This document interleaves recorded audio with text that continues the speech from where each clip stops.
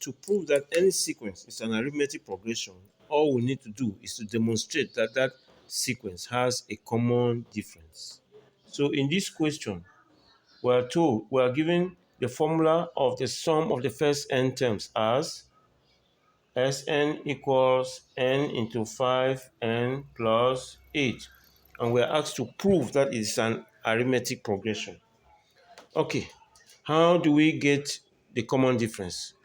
To be able to demonstrate the common difference, we need the first three terms. Here we are given the formula for the sum of the first n term. How do we then get the first three terms?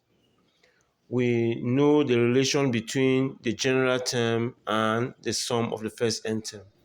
If the general term is Tn, then we know that Tn is Sn minus Sn minus 1. This is very, very important. Whenever the formula for the sum of the first n term is given and we're asked to find any term in that sequence, we use this formula. Tn for the general term is equal to Sn minus Sn minus 1. These are subscripts. The n's here are subscripts. So for the first term, T1, we already know it is just going to be S1 because S0 means nothing. All right? And so this will be replacing n with 1 in that formula. And so we're going to have 1 into 5 times 1 plus 8. This gives us 5 times 1 is 5 plus 8. That gives us 13. So our first term is 13. What is our second term? Using that formula, it will be S2 minus S1. And we've just seen S1 to be 13. So what is S2? S2 means we come and put 2 in that expression. Put 2 in that expression for n.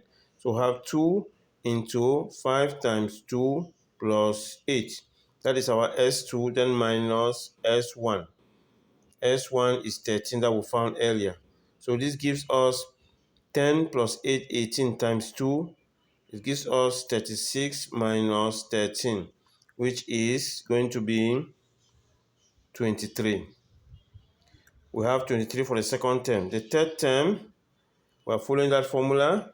T3 will be S3 minus S2. Will be S3 minus S2. And we already know S2. S2 is 36. Look at it here.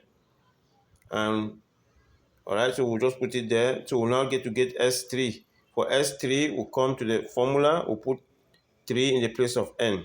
So we're going to have 3 into 5 times 3 plus 8. So this gives us 5 times 3 is 15.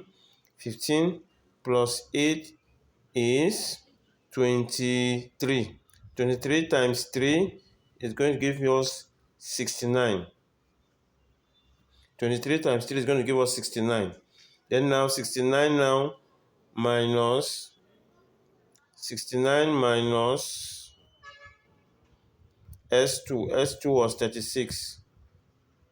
69 minus 36, that gives us